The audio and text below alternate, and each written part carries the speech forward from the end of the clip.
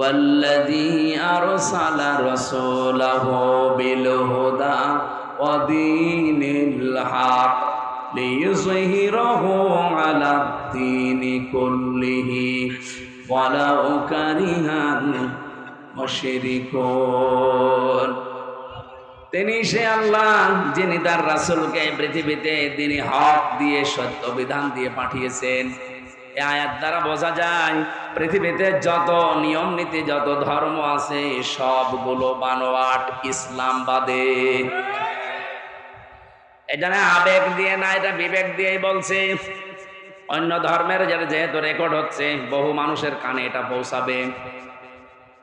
Challenge দিয়েছি, দুনিয়াতে ইসলাম বাদ দিয়ে কোনো ধর্ম নেই, সবগুলো ভোকাস মার্কা, সব বানানো।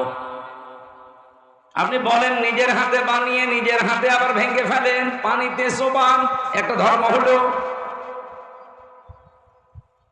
একটু যদি কারো বিবেকে কাজ করে, আমার মনে হয় পৃথিবীতে ইসলাম ছাড়া সে অন্য কোনো ধর্ম মানতেই পারে না। সেদিন যশোরের এক অধ্যাপক কলেজের, মানে বিসিএস ক্যাডার, ওনারে বলেছিলাম যে স্যার আপনি একটা হিন্দু মানুষ, আমার যে মুসলিম ধর্ম কোরআনে কারিম আছে, আপনাকে আমি মুসলমান হতে বলি না, কিন্তু আমার কোরআন আপনি একটু পড়বেন। ওনার আমি ইংরেজি এই ভার্সনটা দিয়ে বলেছিলাম যে মাত্র একবার বুঝে বুঝে শেষ করবেন। আপনি তার আরবি পড়তে পারেন না, আর আপনি বিসিএস ক্যাডার, আপনি ইংরেজিতে পড়েন। 3 মাস পরে দেখি আল্লাহরে বান্দা নিজের থেকেই মুসলমান হয়ে গেছে।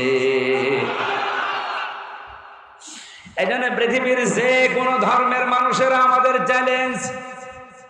আপনি খুব কম দেখবেন মুসলমান থেকে অন্য ধর্ম গ্রহণ করে, খুব কম, 2-1টা। কিন্তু অন্য ধর্ম থেকে প্রতিনিয়ত মুসলমান হচ্ছে 1টা 2টা না, হাজার হাজার। গত পরশুদিন আমি কুষ্টিয়া ছিলাম, আজকে রবিবার না, শুক্রবারে। কুষ্টিয়াতে সবচাইতে বড় মন্দির আমার পাশের ইউনিয়নে, ওখানকার সভাপতি যিনি, আমি দেখতে গিয়েছিলাম পূজা মণ্ডপটা।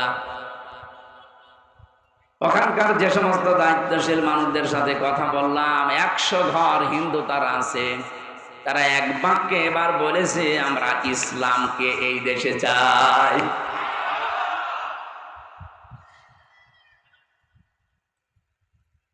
আমার তো মনে হচ্ছে যেভাবে দলে দলে পালে পালে মানুষ আজ ইসলামের দিকে আসতেছে, শুধু জামাত ইসলামে না, তারা চায় যে দেশে আল্লাহর বিধান ইসলাম কায়েম হোক। আপনি আগস্টের 5 তারিখের আগে 2024-এর একটা রিপোর্ট দেখবেন, মাত্র 100 জনের 15 জন মানুষ বলতো যে আমরা এই দেশে ইসলাম চাই। অথচ 1 বছর 1 মাসের ব্যবধান, আন্তর্জাতিক একটা সংস্থা আছে মাইক্রোসফট, এরা রিপোর্ট দিয়েছে শুধু বাংলাদেশের এই 64 জেলায় এখন 100 ভাগের 77 ভাগ মানুষ বলছে আমরা ইসলাম চাই।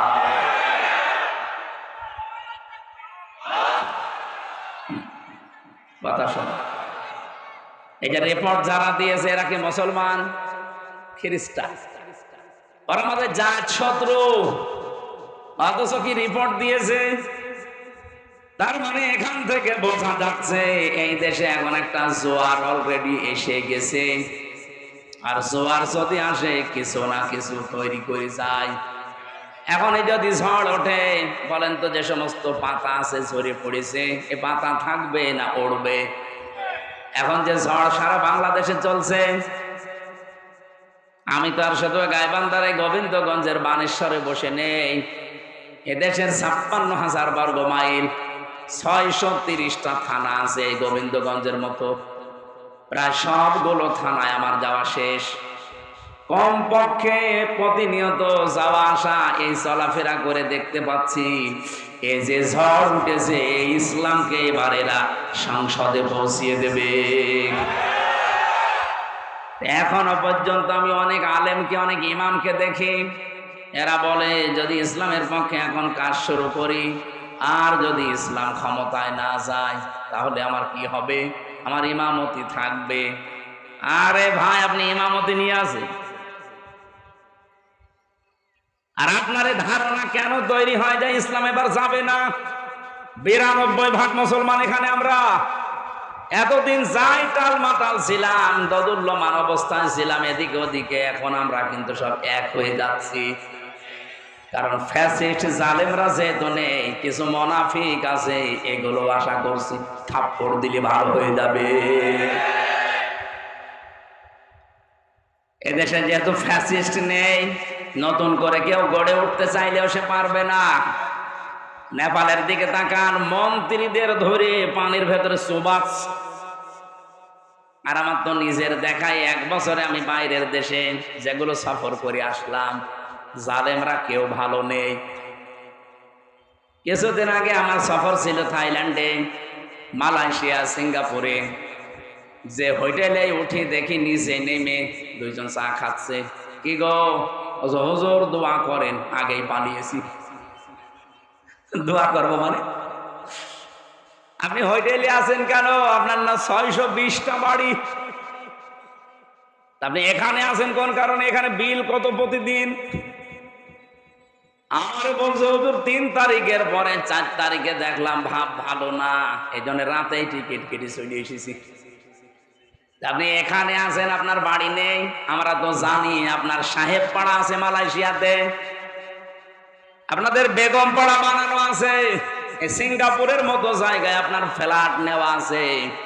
তাও 1টা 2টা না, 1 ফ্লোরে 18-20টা ফ্ল্যাট সব আপনার। এরপরও আপনি হোটেলে থাকেন কেন? মজাগুলো সব তালা লাগা। এখানে থাকি খুব গোপনে, নিচে নামি না। কয়েক মাস পরে একবার নামি, কারণ আমি এই দেশে 20 লাখ বাঙালি আছে জানি। ওরা যদি আমারে দেখে পিটিয়ে ভক্তা বানিয়ে ফেলবে। এই জন্য খুব গোপনে আছি। আপনি আমার জন্য দোয়া করেন, ওর জন্য দোয়া আসবে। যা হয়েছে ওইটার সুর ধরে নেপালে, এরপরে এখন আরম্ভ হয়েছে দাদাদের দেশে ভারতে। আপনি দেখেছেন কি অবস্থা? মোদির ঘর বাড়ি জনগণ ভেঙে ফেলতে যাচ্ছে। আর আমার বিশ্বাস মোদি থাকবে না, ওর ঘর বাড়ি না, ওকে আল্লাহ টুকরা টুকরা করে অপমান করবে। কারণ এই শয়তান আল্লাহর বহু ঘর ভেঙেছে। কতগুলো মসজিদ ভেঙেছে, মসজিদ ভাঙে না, ওর কপাল ভেঙেছে। পৃথিবীতে যারা আল্লাহর ঘরে হাত দিয়েছে, আল্লাহ একটাকেও ছাড়েন নাই। আপনি আব্রাহার দিকে তাকান, কাবা ঘর ভাঙতে এসে কাঁচ ফিম মাকুল হয়ে গেছে, ভুসির মতো। অথচ কতগুলো ঘর আপনি ভেঙে দিলেন বিনা কারণে। আমার বিশ্বাস আল্লাহর ঘর যারা টুকরা টুকরা করে ফেলেছেন, সেই দেশকে আমার আল্লাহ আস্ত রাখবে না, নিজেদের ভেতরে গন্ডগোল লাগিয়ে টুকরা টুকরা করে দেবে। শিক্ষা নেন। এখনো যদি কোনো জালেমরা শিক্ষা না নিতে পারে, আমার মনে হয় ওর কপালে হেদায়েত বলে আর কিছু নেই। কারণ মানুষ যখন অপরাধ করতে করতে সীমা পার করে ফেলে, তখন আর ফিরে আসার রাস্তা থাকে না। আমরা তো এইটাই দেখতে পাচ্ছি, বহু মানুষ এখনো ওদের থেকে শিক্ষা না নিয়ে এখনো পর্যন্ত সেই ইমানদার আমলে সে চিন্তা ভাবনা চালিয়ে যাচ্ছে। ওরা করতো গোপনে, এরা করছে প্রকাশ্যে। অনেকে বলে যে এতদিন আমি খেতে পারিনি 15 বছর, এই জন্য খাচ্ছি। 15 বছর তো আমিও খাইনি। কথা বলছে না? আমি খেয়েছি। অপরন্ত আমার আর আমার বাবার কত টাকা তারা খেয়েছে।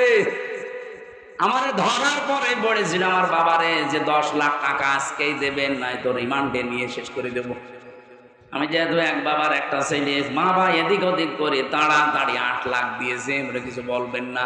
ও শয়তানরা টাকাও নিয়েছে, অত্যাচার করেছে, আবার মামলাও দিয়েছে। বলেছিল যে আমরা আর মামলা দেব না, কথা একটাও ঠিক রাখে না। কোথায় যে আছে এই শয়তানগুলো আমি বহু খুঁজি, কিন্তু ওদের কোনো হদিস নেই। বিশেষ করে এই কাউন্টার টেরোরিজমের এই যার সন্তান আসাদুজ্জামান, এরে আমি যদি কোনোদিন সত্যি পাই, ওর আমি আরেকবার মুসলমানই দেব। ও শয়তান নামে মুসলমান, আমার মনে হয় আর মুসলমানই এখনো দেওয়া হয়নি। তাছাড়া এইরকম খারাপ কথা বলতে পারে।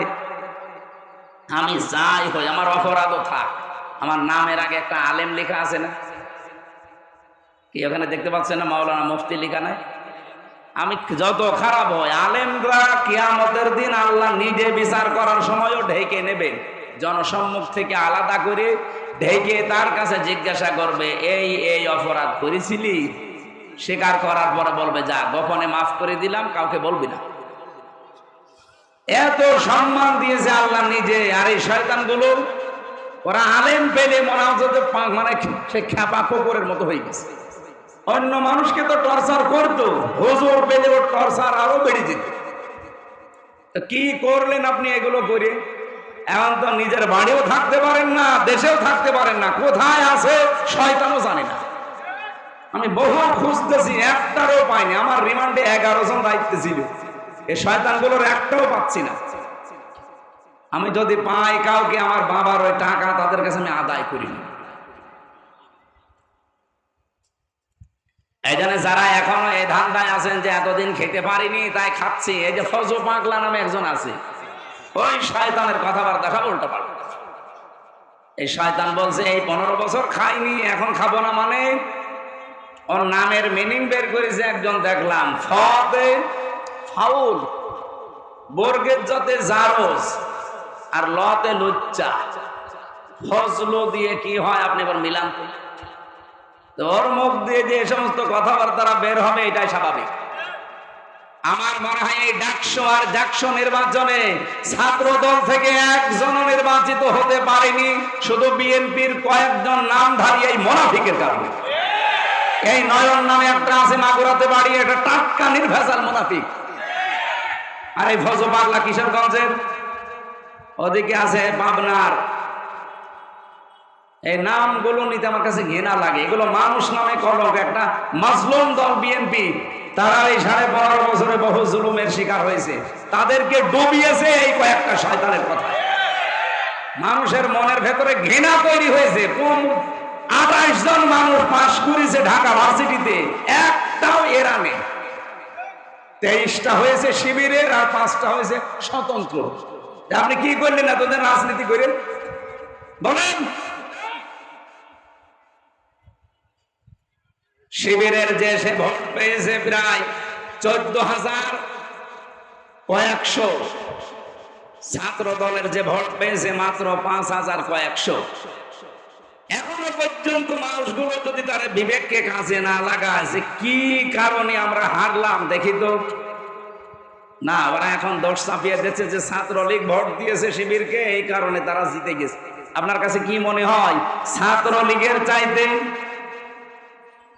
জাতীয় দল যিনি আছেন ছাত্র দলের, সে যদি 5,000 পায়, শিবির পেয়ে সে 14,500 মনে করেন, তাহলে কত কম বেশি হচ্ছে? 9,500। তো সেখানে 5,000 বাদ দিলাম, এখনো কয় হাজার থাকছে? 9,000। 9,000 এত নিষিদ্ধ করার পরে যদি ছাত্রলীগ 9,000 ভোট দিতে পারে, তা বিএনপির রাজনীতি করার দরকার কি? তাদেরকে ডুবাতে, এই দেশ থেকে বিদায় করার জন্য একটা সূক্ষ্ম ষড়যন্ত্র চলছে। আমার সাথে তারেক জিয়া সাহেবের পিএস, তার বন্ধু গিয়াসউদ্দিন মামুন, সব এক জায়গায় ছিলাম আমরা 3 বছর। এই যে বাবর সাহেব স্বরাষ্ট্র প্রতিমন্ত্রী ছিল, বাইরে আমরা ফতোয়াবাজি করি, এ দল ও দলকে দেখতে পারি না, রাজাকারের ট্যাগ দেয়। আর জালেমরা এই 15.5 বছরে আমাদের সব এক জায়গায় রেখে তারা মেরে রেখেছে। থাক, এরপরও যদি আপনার হোশ না ফেরে, আগামীতে 100 আসতেছে, আপনি কিন্তু সে কি মারা খাবেন বলো যেন, আমি বাংলায় বললাম না, এইটা আসতেছে আপনার কপালে। এই জন্য সাবধান। আপনাদের পাশের জেলা বগুড়া, শহীদ জিয়াউর রহমান, আল্লাহ তাকে জান্নাতের ফেরদাউস নসিব করেন। সেই লোকটা ভালো ছিল, কিন্তু তার আদর্শের উপরে এখন বিএনপির রাজনীতি আর চলে না। এরা সব এখন দাদাদের গোলাম হয়ে দাঁড়িয়েছে। দাদারা যা বলে এরা তাই করে। পিটা নিয়ে এরা আসলে ভালোভাবে খায়নি তো। বাবর মিয়ারে জিজ্ঞাসা করেন গিয়ে, কি পিটানো পিটিয়েছে বাবর। 17 বছর লোকটা জেলে ছিল, 17 বছর। মাঝে মাঝে আমার বলতো, হামজা মনে হয় যে আমি ফাঁসি দিয়ে মরে যাই। কেন? মানুষ এভাবে থাকতে পারে? গিয়াসউদ্দিন মামুন ভাইও 17 বছর ছিল, কি অবস্থায় রেখেছিল জেলের ভেতরে এই বিরোধী দলের লোকজনকে আপনি জানেন? মনে হচ্ছে যে আমাদের এক একটা দিন এক বছরের চাইতে কঠিন মনে হতো। এখন যদি আমাদের এই দেশে আমরা যারা ওই 14 দল বাদ দিয়ে আছি, তারা যদি কামড়া কামড়ে আরম্ভ করি এই দাদাদের ইশারায়, দেখবেন আবার জালেমরা কিন্তু ভর করবে। তখন দোয়া দরুদ পড়েও কিছু হবে না। এই জন্য বাদ দেন ভাই, বাড়াডবি হওয়ার আগে একটু চিন্তা ভাবনা করে আগান। ওই মান ভাত আমলের সমস্ত ত্যাগ দিলে এখন আর কেউ খায় না। ওই রাজাকার আল বদর ওগুলো বাদ দেন। আশা করছে এটা রেকর্ড হচ্ছে, তো সারা দেশে যাচ্ছে, ওদের বিবেকের আয়নায় একটু ওরা দেখবে। এরপরও যদি ডুবতে চায় কেউ যাক, ডুবে যাক, আমাদের আর কিছু করার নেই। কারণ ইসলামের যে ওয়ার জোয়ার এবার এসেছে, আমরা বিশ্বাস করি আল্লাহ তার ইসলামকে এবার এই দেশে রাষ্ট্রীয় পর্যায়ে নিয়ে যাবে। আমার জেলখানার 3 বছরের প্রতিদিনের তাহাজ্জুদের দোয়া ছিল এইটা। আমি মাজলুম ছিলাম, এটা বিশ্বাস হয়? বলেন বলেন। ইত্তাকি দাওয়াতাল মাজলুম ফাইন্নাহা লাইসা বাইনাহু ওয়া বাইনাল্লাহি হিজাব। মাজলুমের বরদোয়া থেকে বেঁচে থাকবা, কারণ মাজলুমের বরদোয়া আর আল্লাহর ভেতরে কোনো পর্দা থাকে না। যেহেতু আমি মাজলুম ছিলাম, আমি বিশ্বাস করি মাজলুমের দোয়া আল্লাহ ফেরত দেয় না। 3 বছরে বলেছিলাম, মাবুদ জীবনে যদি কিচ্ছু কবুল না হয়, অন্তত চর্ম চোখে একটু দেখার সুযোগ করে দিও যে 56,000 বর্গ মাইল তোমার কালাম দিয়ে চলছে। আমার বিশ্বাস এ দোয়া আলেমদের দোয়া, হাজারো আলেমে দোয়া করতো, তাদের দোয়া কবুল হয়ে গেছে। কথা বলেন। শুক্রবারও আমার হাতে হাত দিয়ে 18 জন মানুষ এসে বলছে, হুজুর এতদিন মানুষের তৈরি করা আইনের পক্ষে ছিলাম, আজকে থেকে আল্লাহর আইন আমরা প্রতিষ্ঠার জন্য আপনার হাতে হাত দিচ্ছি। আমি বললাম কালেমা পড়ানো লাগবে? কালেমা পড়ানো লাগবে না, কালেমা জানি, এতদিন ভুল পথে ছিলাম। আল্লাহ রাব্বুল আলামিন বলেন, লা তাজিদু কওমান ইউমিনুনা বিল্লাহি ওয়াল ইয়াউমিল আখির ইওয়াদ্দুনা মান হাদ্দাল্লাহা ওয়া রাসূলাহু ইলা আখির আয়াত। সূরা মুজাদালার শেষের দিকে আছে, হে নবী, আপনি এমন কোন জাতি, কোন ব্যক্তিকে দেখতেই পাবেন না যারা আল্লাহ এবং আখিরাতে বিশ্বাস করে। এই মানুষগুলোকে আপনি দেখতেই পাবেন না যারা আল্লাহ বিরোধী, তাদেরকে তারা ভালোবাসে, মহব্বত করে। এখন কিন্তু সময় বাংলাদেশে অলরেডি এইটা চলছে। আমাদের যা কিছু বলেন তো, কষ্ট স্বীকার করেন আর শান্তি ভোগ করে, এটা কার জন্য? বলিন্না সলাতি ওয়া নুসুকি ওয়া মাহইয়ায়া ওয়া মামাতি লিল্লাহি রাব্বিল আলামিন। হে নবী, আপনি বলেন যে আমার নামাজ, আমার কুরবানি, আমি যে বেঁচে আছি, আমি যে মরে যাব, যা করি আমার আল্লাহর জন্য। এই জন্য কষ্টে থাকলেও আমার কোনো দুঃখ নেই, আনন্দে থাকলেও কোনো দুঃখ নেই। লিকাইলা তাসাও আলা মা ফাতাকুম ওয়ালা তাফরাহু বিমা আতাকুম। কোন নিয়ামত পেলে আনন্দে আত্মহারা হয়ে যেও না, আবার কিছু হারিয়ে ফেললে একেবারে দুঃখ দুর্দশায় পাগল হয়ে যেও না। এই জন্য যারা এই সেন্স নিয়ে চলাফেরা করে যে আমার সবই আল্লাহর জন্যে, সে নারী হোক আর পুরুষ হোক, তারে আপনি আল্লাহর দিনের জন্য যতই কষ্ট দেবেন, ওর কাছে কষ্ট মনে হয় না। আমি জেলখানাতে দেখেছিলাম বহু মানুষ ফাঁসির কন্ডেম সেলের ভেতরে। আমি তো 3 বছর ছিলাম এক ঘরে, 24 ঘন্টা তালাবদ্ধ। আমার চাইতে বহু মানুষ 5 বছর, 7 বছর, 10 বছর পড়ে আছি। এমনকি আমি আয়না ঘরেও ছিলাম প্রথম দিকে। ওখানে বহু মানুষ কষ্টের কথা আমি দিছে দেখেছি। এত বড় বড় নখ হয়ে যায় মানুষের। কেউ 5 বছর, 7 বছর, 14 বছর পড়ে আছে, কেউ জানে না। এমন ভয়ঙ্কর জায়গা, চুল দাড়ি গোঁফ দেখলে মনে হচ্ছে যায় যে জঙ্গল থেকে বেরিয়ে এসেছে। কারণ ওখানে চুল দাড়ি গোঁফ নখ কাটার মতো কোনো সিস্টেম নেই। ওই হয়তো 6 মাস 1 বছর পরে একবার নাম কাওয়াজতে আসে, গোপনে কিছু করে চলে যায়। যে লোকটা আছে মনে হয় 8 বছর, 10 বছর, 14 বছর আছে, আপনি নিজেকে ওই জায়গায় একটু কল্পনা করেন তো যে কি জীবন তার। কোনো আওয়াজ পাবেন না, কোনো আজানের আওয়াজ নেই, মানুষের আওয়াজ নেই, খালি গাড়ি ঘোড়ার হালকা আওয়াজ পাওয়া যায়। ওপর দিয়ে মনে হয় গাড়ি যায়। একটা মানুষ জানে না যে তার নাম কি, ও ভুলে গেছে, কারণ কেউ তার নাম ধরে ডাকে না। আজ 12-14 বছর ওর নাম ধরে কেউ ডাকে না, তো ওর নাম মনে থাকবে কি করে? এমনকি এই মানুষটা এখন যে কোন বছর চলছে, এটা কোন মাস, এটা যে কোন দিন, কয়টা বাজে, ও কিচ্ছু জানে। আমি মাঝে মাঝে আমার যখন রিমান্ডে নিয়ে আসতো, আমি দেখেছিলাম এই যে দেওয়ালের সাথে এই বড় বড় নখ দিয়ে খসিয়ে খসিয়ে তারা লিখে রাখতো, মোবাইল নাম্বার দিয়ে। বলতো যে ভাই এই নাম্বারটা একটু জানাবেন, কেউ যদি বাইরে যেতে পারে যে আমি বেঁচে আছি, এতটুকু। আর এমন এমন পাহারাদার আমাদের কপালে জুটত। গোবিন্দ পরামানিক, গৌতম কুমার, এরপরে দেবদুলাল, আশিক ভট্টাচার্য, এই যা বলছে সব তো আল্লাহর ওলি নাকি? এর কাছে কোনো আলেম জালেম আছে? এর কাছে আলেমই কি আর জালেমই কি? ও আরো আলেম দেখলে অত্যাচার বাড়িয়ে দিত।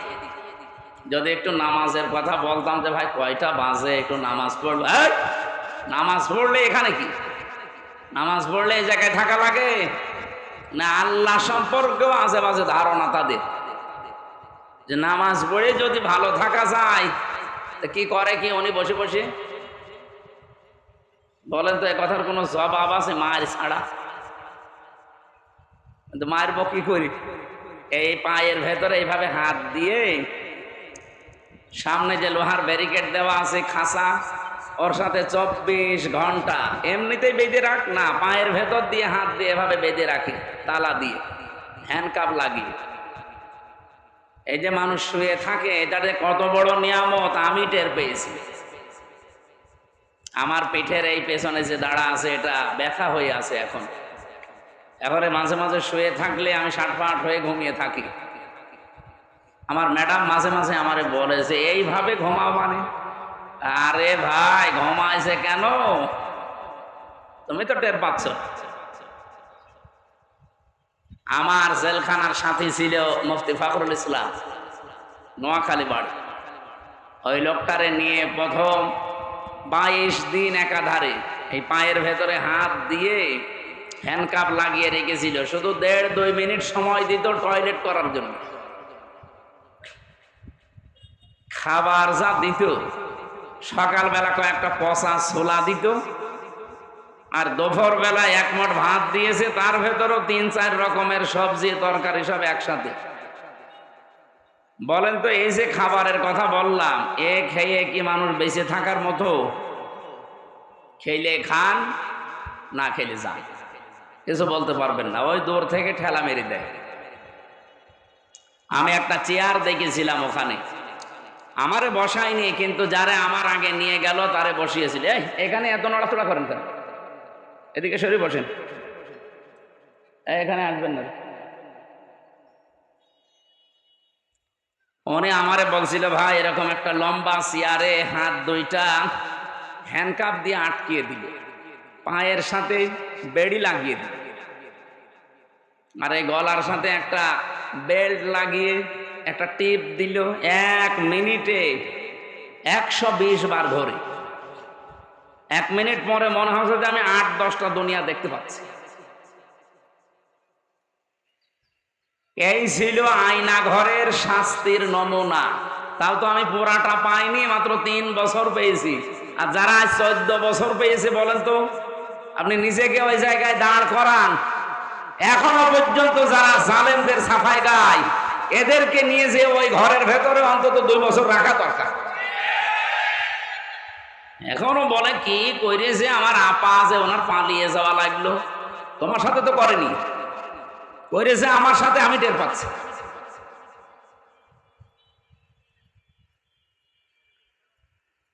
তিনটা বছর আমি এই যে এখন আসলে যেখানে আমারে ঘুমাতে দেয়, আমি সাটপাট হয়ে থাকি, কারণ আমার শুয়ে থাকা এটা যে কত বড় নিয়ামত, আমি যারা ভিকটিম তারা টের পায়। এই শক্ত চেয়ারে বসতে পারি না। এত টর্চার করেছিল, আমার মাথার চুল থেকে পায়ের তালু পর্যন্ত 1 ইঞ্চি জায়গা বাকি নেই যেখানে টর্চার করে না। সবচাইতে বেশি করেছে পেছনে, মানে ম্যাডাম ছাড়া কাউকে দেখানো যায় না, এমন কঠিন অবস্থা করে দিয়েছিল। এজন্য স্বাভাবিক হতে আস্তে আস্তে অনেক সময় লাগবে। আমি ডাক্তার দেখিয়েছি, ওনারা বলছে যে ধকল গেছে 3.5 হাত বডির ওপরে, এখনো অনেক সময় লাগবে স্বাভাবিক হতে। আপনার পর্যাপ্ত ঘুম দরকার। আর আপনারা যেভাবে আরম্ভ করেছেন জেল থেকে বের হয়ে, দিনে নেই রাতে নেই, প্রতিদিন এইভাবে, এখন মাহফিলের সময় না, তারপরেও নিয়েছেন। এরপরও বাংলাদেশ জামাত ইসলামী কুষ্টিয়া 3 আসনে আমার নামটা ঘোষণা দিয়েছে। এ বিষয়ে আমি কিছু জানতাম না। এরপর থেকে আমার মাথার উপরে আর একটা চাপ যুক্ত হয়েছে। মানুষ যে কোনো এক লাইনে কাজ করে, হয় দায়ী আল্লাহর কাজ করে, আল্লাহর দিন প্রচারে, নয়তো রাজনীতি করে। আমার এই 2 লাইনে ঠেকাতে গিয়ে তারপরও শরীর যেহেতু অসুস্থ, স্বাভাবিক না, মানে আমি আর পেরিয়ে উঠছি না। আজকে বাড়ি চলে যেতাম, কিন্তু আপনাদের এই ছেলেটার খালি এর মুখের দিকে তাকিয়ে আমার কষ্ট করে আজকে থাকা। কালকে সকাল থেকে ফজরের পর থেকে সন্ধ্যা পর্যন্ত রাজনৈতিক অনুষ্ঠানগুলো আছে কুষ্টিয়া। আমার যেহেতু একটা আসন বিশাল বড়, 2 থানা মিলে, সেই হিসাবে আমার কষ্ট করা লাগছে অনেক। তারপরও আজকে রাতের বেলা মনে হয় মাহফিল আছে কোনে, জয়পুর হাটে, কালায়। আমি যে বর্ণনাটা দিলাম, আপনি নিজেকে ওই জায়গায় দাঁড় করালে স্থির থাকতে পারবেন? বলেন, কি কঠিন যন্ত্রণা তারা সহ্য করেছে। কেউ 8 বছর, আমি পেয়েছি একজনকে 8 বছর পড়ে আছে। এই যে ব্যারিস্টার আরমান, এও তো 8 বছর ছিল। আমান আজমি ভাই 10 বছর ছিল। আমি 14 বছরের কথা শুনেছিলাম, যেখানে 14 বছর পড়ে আছে। এখন এই যে শয়তানগুলো বলে যে আয়না ঘর বলে কিছু নেই, পরে আমার সাথে দেবেন, পরে আমি নিয়ে যাব ওই মেন্টো রোডে মাটির নিচে। আমার 11 ঘন্টা টাঙিয়ে রেখেছিল। আপনি বলেন তো কি দোষ ছিল আমার? আমি আপনার মেয়ের দিকে কি খারাপ নজরে তাকিয়েছিলাম? কি করেছিলাম বলেন? কোরআনের সঠিক কথাগুলো বলতাম, এইটাই আমার অপরাধ। কথা বলেন না কেন? এত কষ্টের পরেও কিছু মানুষের মুখে আমি হাসি দেখতে পেয়েছিলাম, শুধু একটাই কারণে, যতই কষ্ট দেন এই কষ্টটা আল্লাহর জন্য। তাদের তুলনায় আমাদের আজকের এই কষ্ট কি খুব বেশি? বলেন। ওরা যদি আল্লাহর জন্য, দিনের জন্য এত কিছু স্যাক্রিফাইস করতে পারে, আজকে ঘন্টা খানিক সময় একটু দেওয়া যাবে না? হ্যাঁ, 1 ঘন্টা কথা বলবো ইনশাআল্লাহ। দল মত জাতি বর্ণ ধর্ম নির্বিশেষে, অন্য ধর্মের মানুষও মনে হয় এলাকায় আছে। হ্যাঁ, সবাইকে আহ্বান জানাচ্ছি, কারণ আজকের তেলাওয়াতকৃত আয়াত শুধু ইমানদারদের না, ইয়া বানি আদম, বনি আদমের সন্তান যারা, তারাই আল্লাহ আজকে অ্যাড্রেস করেছেন। সবাইকে আমরা কোরআনের আলোচনায় ওয়েলকাম জানিয়ে শুরু করছি। খুশি হয়ে বলছি আলহামদুলিল্লাহ। দরুদ আর সালাম পড়ছি আমাদের নবী। এটা রবিউল আউয়াল মাস। আপনারা কোন সম্পর্কে কথা শুনছিলেন আমি জানি না।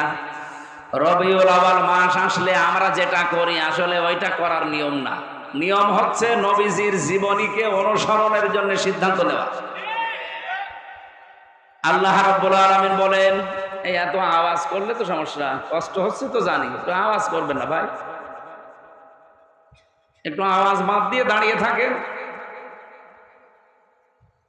কোরআনে কারিমে রব্বুল আলামিন বলেন, এই পৃথিবীতে রবিউল আউয়াল মাসে নবীজিকে পাঠিয়েছিলাম, এই মাসেই তাকে আমি আল্লাহ তুলে নিয়েছিলাম। বিশাল একটা মিশন আর ভীষণ তার জীবনে ছিল। হয় আপনি আল্লাহর দলে থাকবেন, নাই শয়তানের দলে, মাঝখানে কোনো দল নেই। এক কথা বলেন না কেন? হয় আল্লাহর আইনের পক্ষে থাকা লাগবে, নাই আল্লাহর আইনের বিপক্ষে থাকা লাগবে। এদেশে যারা আল্লাহর আইন কায়েম করতে চায়, সে যারাই হোক, আমি আল্লাহর আইনের পক্ষে আছি। যারা আল্লাহর আইনকে বিশ্বাস করে না, এই জমিনে অন্য কোন মানুষের তৈরি আইন প্রতিষ্ঠা করতে চায়, সে আমার বাবা হলেও আমি তারে মানি না। এই জন্য দল এখন বাংলাদেশে 2টা, হয় আল্লাহর দল, নাই শয়তানের দল, সে যে নামে আসুক। এখন আপনার বিবেকে কি বলে আপনি দেখেন কোন দলে থাকবেন। আমরা যেখান থেকে তেলাওয়াত করেছি, যেহেতু সময় কম, তাফসীর করতে হলে অনেকগুলো মূলনীতি অনুসরণ করা লাগে। তার ভেতরে অন্যতম হচ্ছে, যে আয়াত থেকে কথা বলা হয়, ওই আয়াতের আগের আয়াত পরের আয়াতের সাথে সম্পর্ক কি। আজকের তেলাওয়াত কিন্তু আয়াত সূরা আরাফের 35-36 নম্বর আয়াত। আমাদেরকে আল্লাহ সতর্কবাণী দিচ্ছেন, ইয়া বানি আদম, হে বনি আদম সন্তান। আল্লাহকে বলেছেন হে মুসলমান সন্তান, হে মুমিন সন্তান না, হে বনি আদম সন্তান। এ বনি আদম বলতে পৃথিবীতে যত মানুষ আছে, সে যে ধর্মের মানুষ হয় হোক, সব আমরা আদমের সন্তান। এই জন্য এখানে যদি অন্য কোনো ধর্মের লোক এসেও থাকেন বা আওয়াজ যদি আপনার কানে যায়, আমি আপনাকে আহ্বান জানাচ্ছি, আসেন। নয়তো আবার কিয়ামতের দিন বলবেন, আল্লাহ তোমার আওয়াজ আমি শুনিনি, তোমার দাওয়াত আমার কাছে পৌঁছায়নি, এই জন্য তোমাকে আমি চিনতাম না। আপনাকেও আমি আহ্বান জানাচ্ছি, ইয়া বানি আদম, হে বনি আদম সন্তান, ইম্মা ইয়াতিয়ান্নাকুম রাসূলুম মিনকুম, যদি তোমাদের কাছে আসে তোমাদের মধ্য থেকে কোন রসুল। গাইবান্ধাবাসী বলেন তো, এখন নবী রসুল দুনিয়ায় আছে? আল্লাহ এখানে রসুলুন বহু বচন দিলেন, তাহলে কেন? এখন তো রসুল নেই, তাহলে রসুল দেওয়ার কথা ছিল এক বছর, বহু বচন দিয়েছেন এই কারণে। নবী রসুল হয়তো এখন নেই আর আসা কিয়ামত পর্যন্ত সম্ভাবনা, কিন্তু কিয়ামত পর্যন্ত বিশ্ব নবী যারা আল্লাহর নবীর উত্তরাধিকারী নায়েবে রাসূল আসবে, তারা কারা? আলেমরা। বলেন বলেন। নবীজি বলেন, আল উলামা ওয়ারাসাতুল আম্বিয়া, আলেমরা আমার নবীর উত্তরাধিকারী ওয়ারিস। নবীজি যা করতেন আলেম বলে দাবি করলে তারই ওই কাজই করা লাগবে। আপনার বিবেকের কাছে আমার প্রশ্ন, গাইবান্ধাবাসী, এটা ইসলামের ঘাঁটি আমি জানি, সারা বাংলাদেশের ভেতরে দুইটা জায়গা ইসলামের ঘাঁটি বলা হয়, এটা গাইবান্ধা আর ওদিকে সাতক্ষীরা। কথা বলছেন না? আপনাদের কাছে একটা ডিপলি কথা না বললে আপনারা বুঝবেন, তারপরও বলছে যে আলেম নবীর উত্তরাধিকারী, নবীজি সারা জীবন আল্লাহর আইনের পক্ষে কাজ করে, অথচ আপনি আলেম নাম নিয়ে মানুষের তৈরি করা আইনের পক্ষে কাজ করেন। আপনি আলেম না জালেম? এরকম জালেম দেশে নেই। কথা বলছেন আমার? এগুলো টাটকা নির্ভেজাল জালেম। হ্যাঁ, আপনাকে আল্লাহ এই দিন প্রচারের কাজে, দিন কায়েমের কাজে লাগায় না কেন? তারও কারণ আছে। আল্লাহু ইয়াজতাবি ইলাইহি মাইয়াশা ওয়া ইয়াহদি ইলাইহি মাইয়ুনিব। সূরা শুরার 13 নম্বর আয়াতের শেষের দিকে আছে, আল্লাহ পাক বলেন, আমি যাকে পছন্দ করি, নির্বাচিত করি, মনোনীত করি, আমি আল্লাহ যাকে ভালোবাসি এই মানুষটাকে ওয়াহদি ইলাইহি মাইয়ুনিব, তাকে দেখাই যেই লোকটা আমি আল্লাহর দিকে মন থেকে ফিরে আসতে চাই, তাকে আমি আল্লাহ আমার দিন কায়েমের কাজে লাগাই। সুতরাং দিন কায়েমের জন্য আপনাকে মনোনীত হওয়া লাগবে, নির্বাচিত হওয়া লাগবে, আর নির্বাচিত আল্লাহর কাছে হতে হলে ফিরে আসা লাগবে আল্লাহর দিকে। হয়তো আপনি এখন ওইভাবে ফিরে আসেননি মন থেকে, এই জন্য আপনার মতো আলেমকে আল্লাহ দিন কায়েমের কাজে লাগায়নি। যারা আলেম আছে তাদেরকে বলছি, বলেন তো আমি কি আয়াত ভুল বললাম? এই আয়াতের আগের শব্দটার দিকে তাকালে আরো আশ্চর্য হয়। কাবরা আলাল মুশরিকিনা মা তাদউহুম ইলাইহি, হে নবী, আপনি যেদিকে মানুষকে ডাকেন দিন কায়েম করো জমিনে, এটা শুনলে সবচাইতে বেশি মন খারাপ হবে, রাগ হবে মুশরিকদের। কাদের? আমরা তো দিন কায়েমের কথাই বলি, নাকি আমার বাবার আইনের কথা বলি? দিন কায়েমের কথা বললে যারা বিভিন্ন ট্যাগ দেন, যে জামাত ইসলামের লোক, এ রাজাকার, এ ধান্দাবাজ, এ রাজনীতি করে, আপনি বুঝতে হবে যে আপনার ভেতরে কোনো শিরিক আছে, আর শিরিক যে করে সে মুশরিক। দিন কায়েমের কথা শুনলে যাদের রাগ হয়, মন খারাপ হয়, আপনি বিশ্বাস করতে পারেন যে আপনি মুশরিক। বলেন তো, এই দেশে নেই? অনেক আলেম পর্যন্ত আছে। আমি আর নিচে নামলাম না। আপনাকে যদি সত্যি আল্লাহ ভালোবাসে, আপনাকে যদি পছন্দ করে পৃথিবীতে, তাহলে আপনাকে এড়া ঘোড়া থাকতে দেবে না। ইন্নাল্লাহা ইউহিব্বুল্লাযীনা ইউকাতিলুনা ফি সাবিলিহি সাফফান কাআন্নাহুম বুনিয়ানুম মারসুস। অবশ্যই আমি আল্লাহ ভালোবাসি তাদেরকে যারা সীসা গলা প্রাচীরের মতো ঐক্যবদ্ধ হয়ে আল্লাহর দ্বীন জমিনে কায়েম করার জন্য সংগ্রাম করে, লড়াই করে। তা আপনি আয়াত সারা জীবন পড়ছেন, আমিও তো দেখছি, কিন্তু আপনি তো কাজে নেই। দ্বীন কায়েমের জন্য আপনার কোনো ভূমিকা নেই। এ দোষ শুধু আপনার না, কারণ আপনি মন থেকে ফিরে আসেননি, এজন্য আল্লাহ আপনাকে কাজে লাগায়নি। অথচ একজন সাধারণ মানুষ সে ছোটবেলা থেকে দিন বুঝেছে এবং ইসলামী আন্দোলন করে এই কারণে যে জমিনে দিন কায়েম করা নামাজ রোজার মতো ফরজ। এই জন্য ওই মানুষটা দেখেন আপনার মতো আলেম না, কিন্তু দিন কায়েমে অ্যাক্টিভ, ও মন থেকে ফিরে এসেছে, এই জন্য আল্লাহ তাকে কাজে লাগিয়ে দিয়েছে। আজকে আমি যেখানে ছিলাম খাবারে বাড়িতে, কোন বাড়ি জানি না, অনেকটা মাস্টার মানুষ, অথচ দিন কায়েমের জন্য লোকটা জেল পর্যন্ত খেটেছে। কত আলেম দেখলাম এই 15.5 বছরে বাতিলের 5 আটা গোলামি করে জীবনযাপন করেছে। আমি কি বেশি বললাম? আপনাকে আল্লাহ মনোনীত করেনি, কারণ আপনার মন নেই। আর দিন কায়েমের কথা, আল্লাহর বিধান কায়েমের কথা বললে যদি রাগ হয় আপনার মনে, মনে খারাপ হয়, আপনি ধরে নেবেন যে আপনার দ্বারা কোনো না কোনো শিরিক হচ্ছে, আর শিরিক হলে আপনি মুশরিক। আপনার কাছে জীবনেও দিন কায়েমের কথা ভালো লাগবে না।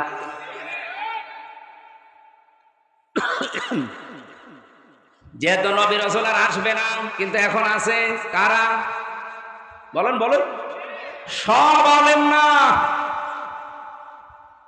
রসুলুন বহু বছর যারা বিশ্ব নবী মুহাম্মদ রাসূলুল্লাহর আদর্শ অনুসরণ করেছে এবং পূর্ববর্তী রাসূলদের। সূরা ইয়াসিনের 30 নম্বর আয়াতটা একটু পড়বেন বাড়িতে।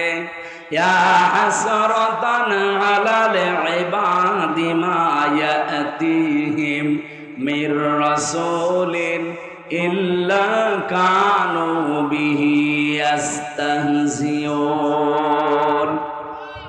আল্লাহ পাক বলেন, আমার বান্দা বান্দীদের জন্য আমার আফসোস, আমার আক্ষেপ যে এমন কোন নবী রাসূল পাঠালাম না যার সাথে সমসাময়িক মানুষেরা ঠাট্টা করে নাই, বিদ্রুপ করে নাই, উপহাস করে নাই। বলেন তো নবীদের চরিত্র খারাপ ছিল? বলেন বলেন। তাদের সাথে ঠাট্টা করার কারণই তো এইটা যে তারা আল্লাহর বিধানের কথা বলতো। কথা বলেন না কেন? সুতরাং আজও যদি কেউ আল্লাহর বিধান কায়েমের কথা বলে, বুঝবেন সেই নবীওয়ালা কাজ করছে।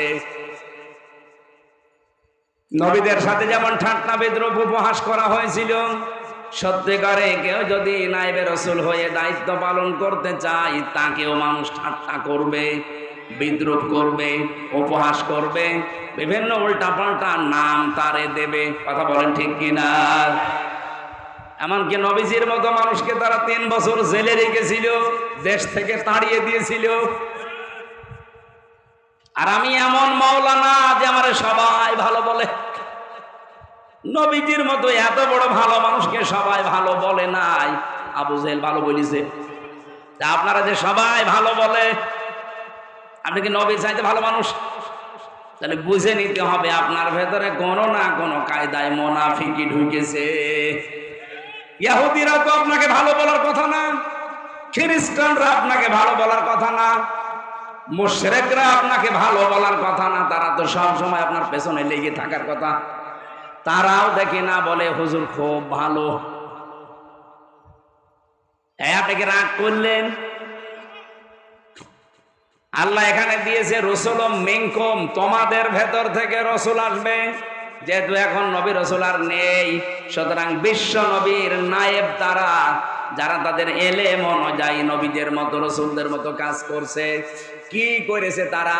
ইয়াকুসুনা আলাইকুম আয়াতি, এই মানুষগুলো আল্লাহর আয়াত বর্ণনা করতো, আল্লাহর আয়াতগুলো তেলাওয়াত করে মানুষদেরকে শোনাতো, বর্ণনা করে করে।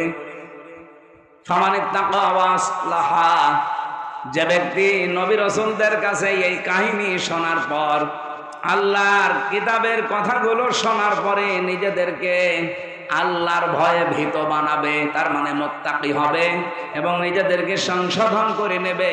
ফালা খাউফুন আলাইহিম, তাদের কোনো ভয় নেই। ওয়ালা হুম ইয়াহজানুন, কোনো চিন্তাও নেই। গাইবান্ধাবাসী আমি নিজের থেকে বলছি না, সব কোরআন থেকে কোট করা।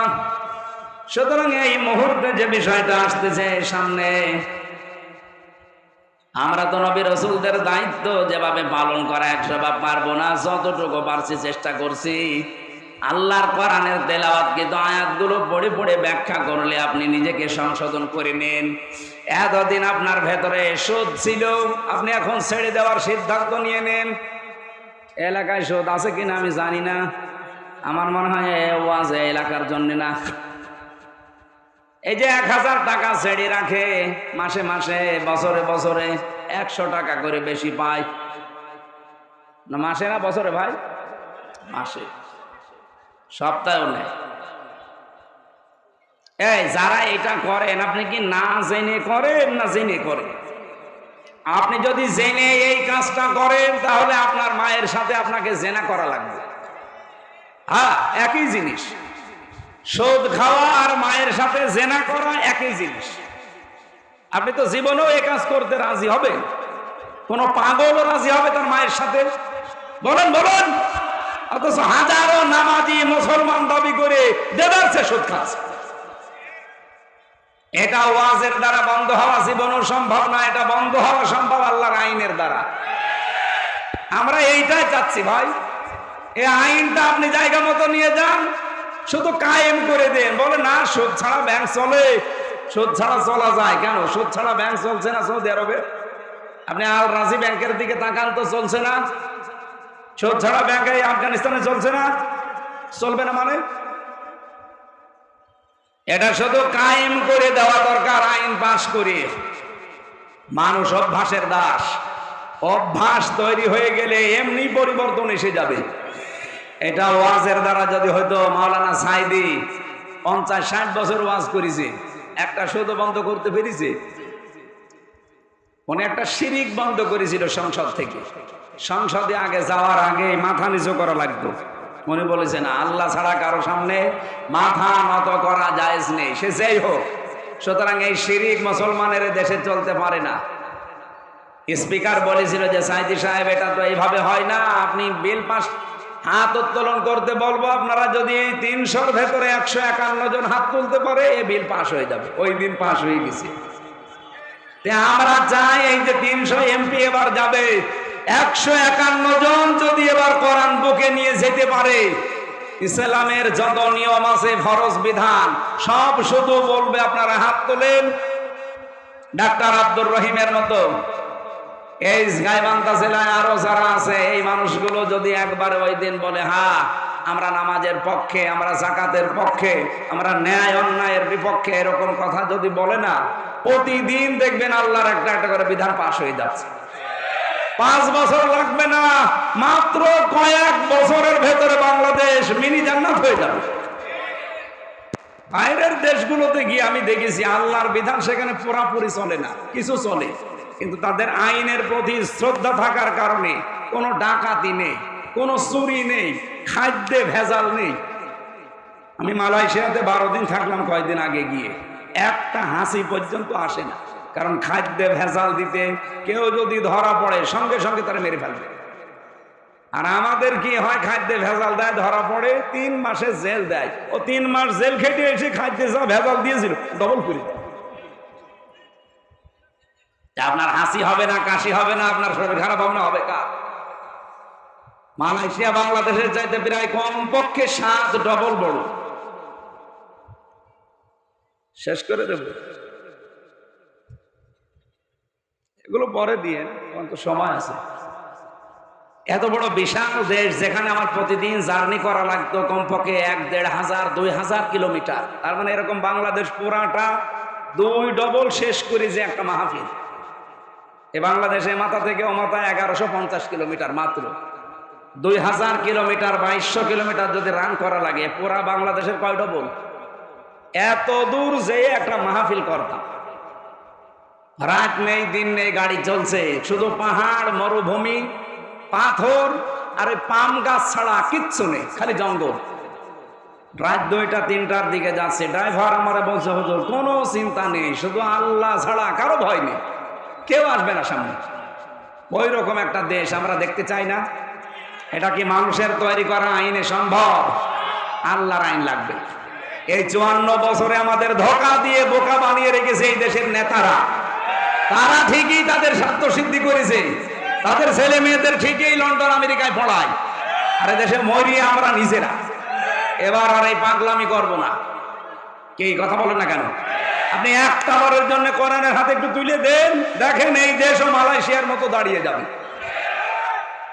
আজকের মাহফিলে যে আবু বকর সিদ্দিক আলহাজ, উনি টাকা দিয়েছেন, 500 টাকা দিয়েছে, আবার নাম লিখে দিয়েছে। আলহাজ লিখা আছে না নামের আগে, তো 5000 টাকা দেওয়ার কথা। এরকম হাজি যারা আছেন, হাজি অবশ্যই ধনী মানুষ, নয়তো আপনি এত টাকা ঘরের ঘর হজ করতেন না।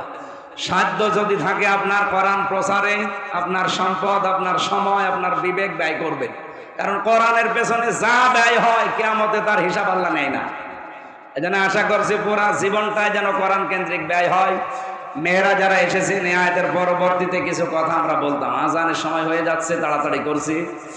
আমার গাড়ি এখানে এসেছে, ওখানে মেয়েদের একটা বই লিখেছিলাম জেলখানায়, দাম্পত্য জীবনে যে স্বামী স্ত্রীর মারামারি গন্ডগোল সমস্যা, এর সমাধান কি করে করা লাগে ওটা দেওয়া আছে। ওটা যাওয়ার সময় আপনার বউর জন্য একটা করে নিয়ে যেন কাজে লাগবে। আমি আজকে আর এই নামাজের দিকে তাকিয়ে চালাতে পারছি না, কারণ এখন আর 4-5 মিনিট আছে আজান